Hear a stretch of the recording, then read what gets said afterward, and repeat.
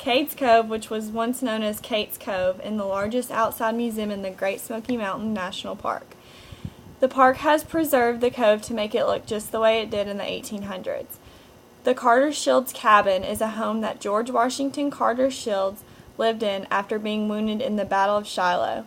Around the cabin blooms dogwood trees in the spring, which attract the tourists to this site in early spring. The cable mill barn is different than most barns in Cades Cove.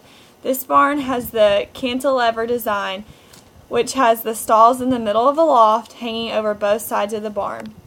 This design protected those animals that were not kept in stalls by giving them shelter and protecting them against the other animals of the Smokies. The Cades Cove Methodist Church, built by John D. McCampbell, was designed in 1902. This church has the two front door design, allowing the men to enter the church and sit on one side and the women and children to sit on the other. This church was split during the Civil War, and descendants split to form the Hopewell Methodist Church, which no longer stands today.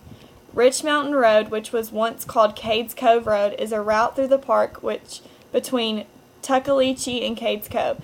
This road has famous views of the cove, where tourists can sometimes see wildlife roaming and sightsee through the park for 12 miles.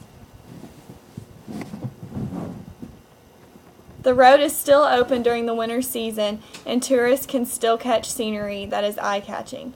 With lots of snow and trees, the trail is still one to catch during any season of the year. Tourists are allowed to roam around the park and take pictures and get as close as they want to the scenes for their shots. There are many attractions throughout the Smokies, and Cades Cove is just one of the many beauties.